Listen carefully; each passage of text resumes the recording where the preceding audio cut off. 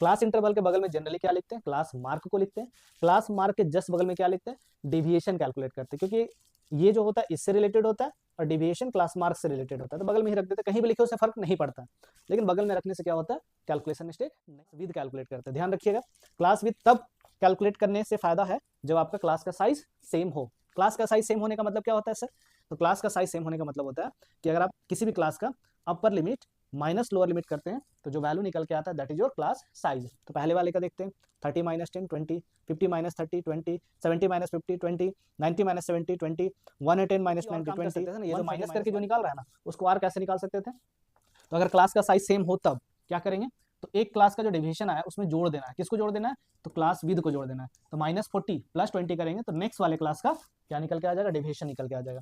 अब इसमें आप क्लास विद को जोड़ेंगे जाते 20 तो नेक्स्ट वाले क्लास का डिवीजन निकल के आ जाएगा। इस जीरो में अगर आप क्लास विद को जोड़ते हैं तो नेक्स्ट वाले क्लास का डिवीजन आ जाएगा। इस 20 में क्लास विद को जोड़ दें तो नेक्स्ट वाले क्लास का डिवीजन आ जाएगा 40, और इसमें अगर आप 20 जोड़ दें दैट इज क्लास विद तो नेक्स्ट वाले क्लास का डिवीजन आ जाता है। तो ये भी एक तरीका होता है डिवीजन फाइंड करने का, बट ध्यान रहे फिर से मैं बोल रहा हूँ क्लास का साइज होना चाहिए सेम, तब ये काम कर सकते हैं, अदरवाइज जैसे आपने निकाला यहाँ पे xi माइनस ए करके उसी तरह से आप यहाँ पे कैलकुलेट। मैं आपका स्वागत करता हूँ अपने इस यूट्यूब चैनल में। तो आज के इस वीडियो में बेसिकली बात करने वाले हम लोग चैप्टर नंबर 13 क्लास 10th का, name of that chapter is statistics. ठीक है, तो लास्ट क्लास में डिस्कस किया था एज्यूम मीन मेथड का यूज करके मीन कैसे कैलकुलेट करते हैं। ठीक है, तो उसी पे बेस्ड कुछ प्रॉब्लम्स आज हम लोग डिस्कस करने वाले हैं। ठीक है, अगर आपने लास्ट वीडियो को फॉलो नहीं किया है तो मैं ये सजेस्ट करूंगा कि आप लास्ट वाले वीडियो को फॉलो जरूर कर ले, एक बार देख लें। ठीक है ना, अगर आप इस चैनल पे नए हैं तो काइंडली चैनल को जरूर सब्सक्राइब करें। लगता है ये वीडियो किसी के लिए हेल्पफुल हो सकता है तो उसके साथ शेयर भी कर ले। तो देखिए एज्यूम मीन मेथड होता क्या है, इसको शॉर्टकट मेथड भी कहा जाता है। तो एज्यूम मीन मेथड से आप अगर मीन कैलकुलेट करना चाहते हैं तो आपको ये फॉर्मूला यूज करना पड़ेगा। एक्स बार बेसिकली क्या होता है, तो ये मीन को रिप्रेजेंट करता है, एक्स बार मीन को रिप्रेजेंट करता है। ए क्या होता है, तो ये होता है एज्यूम्ड मीन। ये क्या होता है हम लोग आगे क्वेश्चन में देख लेंगे क्या होता है ये, है ना। तो ए रिप्रेजेंट करता है एज्यूम मीन को। यहाँ पे कैपिटल ए भी लिख सकते हैं, स्मॉल ए भी लिख सकते हैं, कोई दूसरा सिंबल भी यूज कर सकते हैं, कोई फर्क उससे नहीं पड़ता। बस ये बता देना है कि यहाँ पे ए या फिर कोई दूसरा सिंबल एक्स ही यूज कर दे, कैपिटल एक्स कैपिटल पी कुछ भी यूज करे, ये मेंशन कर दे, ये एज्यूम मीन है हमारा। ठीक है, नेक्स्ट एफ आई रिप्रेजेंट करता है फ्रीक्वेंसी को, जो क्वेश्चन में ऑलरेडी दिया होता है। कभी कभी अननोन क्वांटिटी होता है फ्रीक्वेंसी में, कुछ फ्रीक्वेंसी वेरिएबल के फॉर्म में दिए होते हैं, तो उस टाइप का क्वेश्चन मैंने डिस्कस किया है प्रीवियस लेक्चर में। अगर आपने नहीं देखा तो उसको जरूर देख ले, बहुत ही इंपॉर्टेंट प्रॉब्लम वो होता है एग्जामिनेशन पॉइंट ऑफ व्यू से। ठीक है ना, नेक्स्ट डी आई क्या रिप्रेजेंट करता है, डेविएशन को। कैसे डेविएशन कैलकुलेट करते हैं अभी हम लोग प्रॉब्लम में जस्ट देखेंगे। ओके, देखिए तो ये क्वेश्चन हमारा find the mean of each of the following frequency, etch नहीं होगा यहाँ पे, एक ही है ना, क्योंकि ये बुक का लिया हुआ क्वेश्चन इसलिए टाइप हो गया मिसप्रिंट। चलिए, तो इस क्वेश्चन के लिए हमें क्या करना, मीन कैलकुलेट करना। देखिए प्रीवियस ईयर में आया हुआ क्वेश्चन है, ये 4 मार्क्स में क्वेश्चन आया था, 4 मार्क्स में क्वेश्चन आया हुआ था। ठीक है ना, देखिए तो जब आप एज्यूम मीन मेथड का यूज करना चाहते हैं मीन निकालने के लिए, तो आपको बनाने होते हैं 5 कॉलम, 1 2 3 4 5, इस तरह से 5 कॉलम बनाने होते हैं आपको। ठीक है, फर्स्ट कॉलम में क्या लिखते हैं, क्लास इंटरवल, जो ये हॉरिजॉन्टल फॉर्म में दिया हुआ ना, इसी क्लास इंटरवल को वर्टिकल फॉर्म में लिख देना है फर्स्ट कॉलम में, क्लास इंटरवल को। ओके, लिख दिया मैंने। नेक्स्ट क्या दिया हुआ, फ्रीक्वेंसी। तो देखिए क्लास इंटरवल के बगल में जनरली क्या लिखते हैं, क्लास मार्क को लिखते हैं। क्लास मार्क के जस्ट बगल में क्या लिखते हैं, डेविएशन कैलकुलेट करते हैं, क्योंकि ये जो होता है इससे रिलेटेड होता है और डेविएशन क्लास मार्क से रिलेटेड होता है, तो बगल में ही रख देते हैं, कहीं भी लिखे उससे फर्क नहीं पड़ता है, लेकिन बगल में रखने से क्या होता है, कैलकुलेशन मिस्टेक नहीं होता है। ठीक है ना, उसके बाद तो यहाँ पे हो गया क्लास मार्क, यहाँ हो गया आपका फ्रीक्वेंसी सॉरी डेविएशन, और इसके जस्ट बगल में क्या हो गया, फ्रीक्वेंसी, जो आपको क्वेश्चन में दिया होता है। ठीक है, तो फ्रीक्वेंसी यहाँ पे दिया हुआ, ठीक है, ये वैल्यू यहाँ पे लिख देना है। अगर कभी कभी क्या होता है कुछ वैल्यू यहाँ मिसिंग होता है तो उसकी जगह वेरिएबल लिख दिया होता है, जैसे F1 लिख दिया यहाँ पे लिख दिया F1 F2 का वैल्यू कैलकुलेट करना होता है, बट फ्रीक्वेंसी जो भी दिया है यहाँ पे लिख लेना। ठीक है, नेक्स्ट हम लोग क्या करते हैं, क्लास विद कैलकुलेट करते हैं। ध्यान रखिएगा, क्लास विद तब कैलकुलेट करने से फायदा है जब आपका क्लास का साइज सेम हो। क्लास का साइज सेम होने का मतलब क्या होता है सर, तो क्लास का साइज सेम होने का मतलब होता है कि अगर आप किसी भी क्लास का upper limit minus lower limit करते हैं तो जो वैल्यू निकल के आता है that is your class size. तो पहले वाले का देखते हैं, 30 minus 10 20, 50 minus 30 20, 70 minus 50 20, 90 minus 70 20, 110 minus 90 20, 130 minus 120। तो क्लास का साइज सेम है तो आप क्या करें, क्लास विद कैलकुलेट कर ले। ठीक है, बहुत अच्छा। क्लास विद कैसे कैलकुलेट करेंगे सर? तो किसी भी दो लगातार क्लास का, कहीं से भी दो लगातार क्लास को लीजिए, लोअर लिमिट को माइनस कर दीजिए, या फिर कोई भी दो लगातार क्लास का अपर लिमिट को माइनस कर दीजिए। कोई बोलेगा सर हम यहाँ पे अपर लिमिट को माइनस करेंगे तो क्या क्लास विद आ जाएगा? बिल्कुल आ जाएगा। लेकिन क्यों हम बड़े वैल्यू को माइनस करें? मेरा जब यहाँ से ही काम हो जा रहा, छोटे वैल्यू से ही काम हो जा रहा, तो ठीक है ना। तो कोई भी दो लगातार क्लास का लोअर लिमिट को माइनस कर दे या फिर अपर लिमिट को माइनस कर दे तो क्या दे देगा? क्लास विद दे देगा। क्लास विद यहाँ जरूरत पड़ेगा, कैसे जरूरत पड़ेगा, कब जरूरत पड़ेगा, क्यों पड़ता है, अभी मैं बताऊंगा, ठीक है ना। हाँ, तो क्लास विद कब कैलकुलेट करते हैं? जब क्लास का साइज होता है सेम, तब फायदा होता है, नहीं तो ये कोई उसका काम नहीं होगा, कहीं यूज नहीं हो पाएगा अगर क्लास का साइज सेम ना हो तो।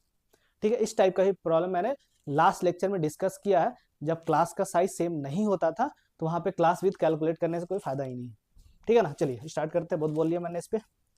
नेक्स्ट, तो माइनस कर दिया तो ये निकल के आ गया 20।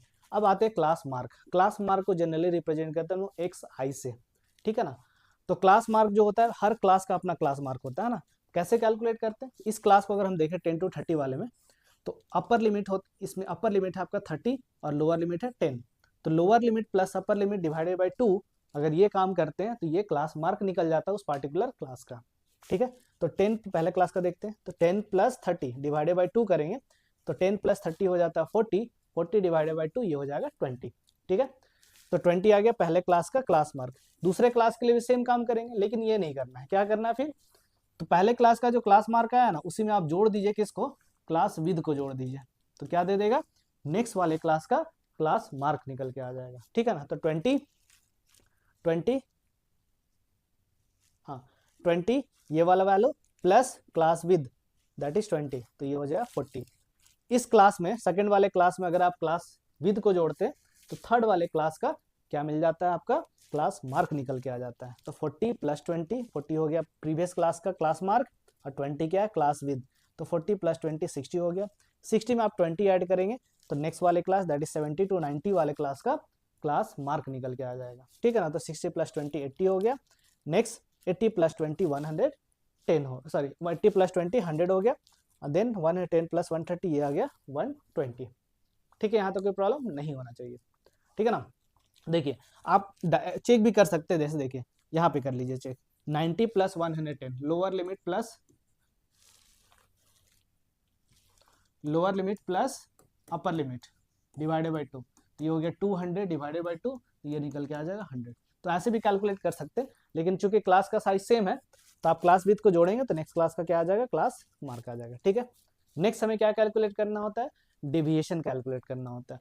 डेविएशन को रिप्रेजेंट करते हैं डी आई से, और ये क्या होता है? एक्स आई माइनस ए। चूंकि एक्स आई हर वैल्यूज को रिप्रेजेंट कर रहा है तो हर क्लास का अपना डेविएशन होगा। जैसे यहाँ पे इसको अगर हम नाम दे दे फर्स्ट, तो यहाँ पे हो जाएगा D1, तो यहाँ पे क्या हो जाएगा? X1, बट इतना लिखना नहीं है, ठीक है ना।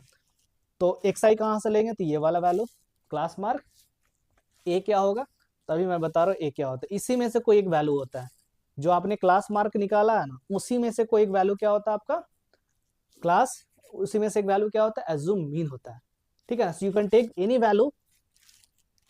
वैल्यू फ्रॉम क्लास मार्क, ठीक है। बट ऐसा देखा गया है कैलकुलेशन में कि अगर आप मिड वाला वैल्यू लेते हैं तो आपका काम क्या हो जाता है? थोड़ा सा इजी हो जाता है, आसान हो जाता है।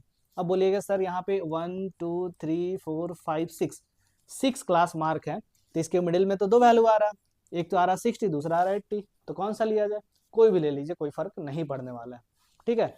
तो एज्यूम मीन आप किसी को भी ले सकते हैं, यहाँ पे कोई फर्क नहीं पड़ेगा, ठीक है। तो एज्यूम मीन हमने यहाँ पे एज्यूम किया 60, आप 80 लेके बनाएंगे। अगर आप ट्राई करना चाहते हो तो 80 लेके बना लीजिएगा, आंसर सेम ही आएगा लास्ट में, देखिएगा, ठीक है। ऐसे कोई भी वैल्यू ले ले, कोई फर्क नहीं पड़ेगा, आंसर वही आएगा। बट मिडिल वाला वैल्यू लेने से क्या होता है? कैलकुलेशन थोड़ा इजी होता है। चलिए, तो एज्यूम मीन हमने क्या लिया? ए, तो ए को रिप्लेस किससे कर देंगे? 60 से रिप्लेस कर देंगे, ठीक है ना। तो ये हो जाएगा एक्स आई माइनस 60 इस पार्टिकुलर क्वेश्चन के लिए, इस पार्टिकुलर एजम्पशन जो हमने लिया था ए के प्लेस पे 60 उसके लिए। अगर आप 80 एज्यूम करते तो यहाँ पे ए के प्लेस पे 80 रख देना, तो आपका क्या हो जाएगा? एक्स आई माइनस 80, ठीक है। एक्स आई कहाँ से लेंगे? यहाँ से। तो फर्स्ट क्लास के लिए देख ले, एक्स आई का वैल्यू हो गया 20, तो ये हो गया 20 माइनस 60, तो ये हो जाएगा माइनस 40, ठीक है। नेक्स्ट क्लास के लिए 40 माइनस 60, एक्स आई का वैल्यू 40, एक्स आई का वैल्यू 40, तो 40 माइनस 60 ये आ गया माइनस 20। थर्ड क्लास के लिए 60 माइनस 60, एक्स आई का वैल्यू 60 और ए का वैल्यू 60, तो ये हो गया 0, उसके बाद क्या होता है 80 माइनस 60, ये हो गया 20। लेकिन ध्यान रखिएगा वैल्यू रिपीट करने लगता है ना, नेगेटिव यहाँ से ऊपर जो वैल्यू आया वही वैल्यू यहाँ से नीचे आएगा अगर क्लास का साइज सेम है तब, ठीक है ना। चलिए नेक्स्ट 100 माइनस 60, 100 हो गया xi का वैल्यू और 60 a का वैल्यू, तो 100 माइनस 60 हो गया 40। नेक्स्ट 120 माइनस 60 ये आ गया 60, ठीक है ना, कोई दिक्कत नहीं यहाँ तक। एक चीज और काम कर सकते थे ना, ये जो माइनस करके जो निकाल रहा है ना उसको और कैसे निकाल सकते थे, तो अगर क्लास का साइज सेम हो तब क्या करेंगे, तो एक क्लास का जो डेविएशन आया उसमें जोड़ देना है, किसको जोड़ देना है, तो क्लास विद को जोड़ देना है। तो -40 + 20 करेंगे तो नेक्स्ट वाले क्लास का क्या निकल के आ जाएगा, डेविएशन निकल के आ जाएगा। अब इसमें आप क्लास विद को जोड़ेंगे जैसे 20, तो नेक्स्ट वाले क्लास का डेविएशन निकल के आ जाएगा।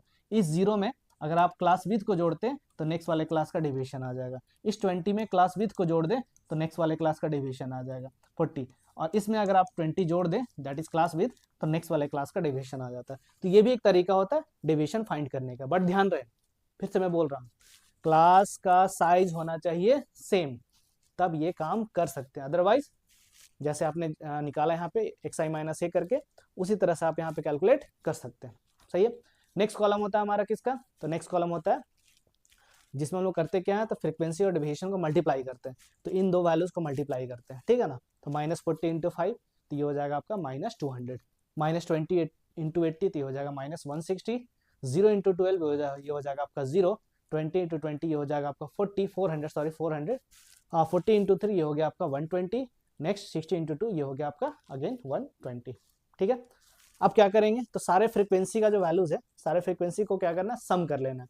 तो सम ऑफ ऑल फ्रीक्वेंसी, तो सारे फ्रीक्वेंसी का सम को हम लोग किससे रिप्रेजेंट करते हैं, तो इस तरह से समेशन ऑफ fi, मतलब ये होता है समेशन का साइन, इसका काम क्या होता है सम करना, ऐड कर देना सबको। तो सारे फ्रीक्वेंसी का सम कर लेना है, तो जब सारे फ्रीक्वेंसी को जोड़ेंगे तो ये निकल के आ जाता है कितना 50। सारे फ्रीक्वेंसी को क्या करना, ऐड कर लेना है, ठीक है। सारे फ्रीक्वेंसी को ऐड करेंगे तो ये निकल के आ गया, आप इस क्वेश्चन के लिए निकल के आ गया 50। अब क्या करेंगे, सारे वैल्यू जो आया ना fi × di, इन सारे वैल्यू को जोड़ लेना है। अब इसको कैसे रिप्रेजेंट करेंगे, तो समेशन ऑफ fi × di इस तरह से रिप्रेजेंट करना है। तो सारे वैल्यूज को जोड़ लेना है, कौन सा वैल्यू, तो लास्ट वाले कॉलम में जो fi × di का वैल्यू सबको जोड़ देना है। कैसे जोड़ेंगे भाई, तो नेगेटिव वैल्यू को एक साथ जोड़ लीजिए, ठीक है, और पॉजिटिव वैल्यू को अलग से जोड़ लीजिए। तो इन दोनों को जब जोड़ेंगे तो ये निकल के आ जाएगा -360, और इन दोनों को जब जोड़ेंगे तो ये निकल के आ जाएगा आपका 640। सही है। अब इन दोनों को सॉल्व कर लेना है, तो एक नेगेटिव एक पॉजिटिव, आपको मालूम है सब्ट्रैक्शन होगा, और sign according to the positive value, according to the larger one. तो बड़ा कौन है 640, हम बहुत बेसिक में जा रहे हैं, ठीक है ना। तो 640 पॉजिटिव है, तो पॉजिटिव आपका आंसर क्या आएगा, पॉजिटिव में आएगा। माइनस करना सबको आता है, आप कर लेंगे, तो जब माइनस करेंगे तो ये निकल के आ जाएगा 280। तो इस तरह से हमारा टेबल कंप्लीट हुआ। इस तरह से आपको परफेक्ट वे में टेबल बना लेना है, ठीक है। इस तरह से आपको आंसर में भी आपका जो आंसर सीट होगा उसमें इस तरह से आपको रिप्रेजेंटेशन करना है, ठीक है। चलिए इसको नोट डाउन कर लीजिए, चाहे तो आपकी स्क्रीनशॉट ले लें, बाद में इसको नोट डाउन कर लेंगे, या वीडियो को पॉज करके आप नोट डाउन कर लें। चलिए आगे बढ़ते हैं। अब क्या करना है, हमें मीन कैलकुलेट करना है। कैसे कैलकुलेट करना है, तो एज्यूम मीन मेथड का यूज करना है। तो एज्यूम मीन मेथड में फॉर्मूला क्या होता है भाई, तो ये होता है x bar equals to a plus D bar, और ये डी बार क्या हो गया, अब नया चीज आ गया।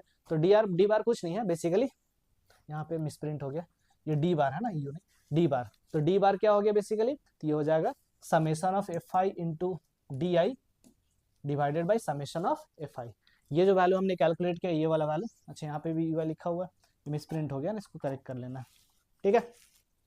तो यहाँ जो वैल्यू आया इसको न्यूमरेटर में रख देना, और सारे फ्रीक्वेंसी का जो समय है डिनोमिनेटर में रख देना। तो यहाँ पे यही वैल्यू तो यहाँ लिखा होता था ना, तो इसको हम क्या करेंगे, अलग से कैलकुलेट कर लेंगे, उससे क्या होगा, थोड़ा सा कैलकुलेशन आपका इजी हो जाएगा, ठीक है ना। चलिए तो ठीक है ना, तो अब क्या करना हमें, सारे फ्रीक्वेंसी का सम कितना आ गया 50, और summation of fi into D आया था आपका 280, ठीक है। कितना आया था ये 280, let me check it, yes 280। हाँ, तो अब क्या करेंगे, हम लोग डी आई कैलकुलेट करेंगे। डी आई क्या था, D I bar, sorry D I bar का मतलब क्या हुआ, ये वाला चीज, ठीक है। सारा जो डेविएशन आया आप समझ लीजिए, सारे डेविएशन का क्या निकाल रहे हैं, मीन निकाल रहे हैं, सारे डेविएशन वाले वैल्यू का मीन निकाल रहे हैं। एक तरह से बोल सकते हैं, बट उतना टेक्निकल नहीं जाना आपको, उतना टेक्निकल वर्ड पे नहीं जाना है, बस समझ लीजिए डी आई क्या रिप्रेजेंट कर रहा है, इस चीज को रिप्रेजेंट कर रहा है, ठीक है ना। चलिए तो डी बार क्या रिप्रेजेंट कर रहा है, तो इस वैल्यू को रिप्रेजेंट कर रहा है। तो कैलकुलेट कर लेंगे, summation of fi into D I divided by summation of fi। Summation of fi into D आई कितना आया, तो यह आपका 280 डिवाइडेड बाय 50, ठीक है ना। 0 0 कैंसिल कर देंगे, तो 0 0 कट हो जाएगा, तो आप 28 को डिवाइड कर देंगे 5 से। डिवीजन सबको आता, नहीं आता तो यहाँ पे देख लीजिए, बहुत सिंपल सा डिवीजन है। क्योंकि किसी किसी को लगता है कैलकुलेशन बहुत ही टीडियस कैलकुलेशन, बहुत टफ कैलकुलेशन है, बट वैसा कुछ होता नहीं है। जो आप बेसिक डिवीजन जानते हो वही काम यहाँ करना है, ठीक है। बट याद रहे इस चीज़ को अलग से कैलकुलेट कीजिएगा।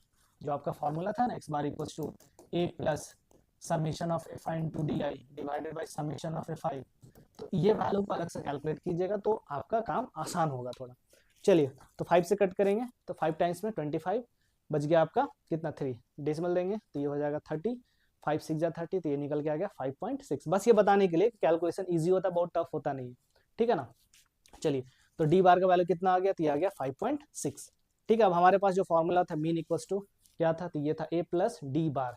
डी बार मतलब ये वाला वैल्यू, इसका वैल्यू कितना है 5.6, ए का वैल्यू कितना था, तो ये था आपका 60, तो 60 प्लस ये हो गया आपका 5.6, सॉल्व करेंगे तो ये निकल के आ जाएगा 65.6। ओके, इसमें कोई डाउट नहीं होना चाहिए, बहुत बेसिक सा प्रॉब्लम मैंने डिस्कस किया यहाँ पे, बहुत अच्छे तरह से मैंने एक्सप्लेन किया चीज़ों को। अगर इसके बाद भी कोई डाउट है तो आप कमेंट करके जरूर हमें बता सकते हैं, ठीक है ना। चलिए, आई होप ये वीडियो आपको पसंद आया होगा, समझ में भी आया होगा। तो लगता है वीडियो किसी के लिए हेल्पफुल हो सकता है, तो काइंडली उसके साथ शेयर भी कर दे, ताकि उसका वो भी क्या करे, इसका बेनिफिट ले सके। ओके, तो अगर आप इस चैनल पर नए हैं तो काइंडली इस चैनल को जरूर सब्सक्राइब करें। आप सब्सक्राइब करेंगे तो हमें और मोटिवेशन मिलता है, ठीक है। वीडियो को लाइक भी करें। ओके, तो मिलता है नेक्स्ट वीडियो में। Thanks for watching my video.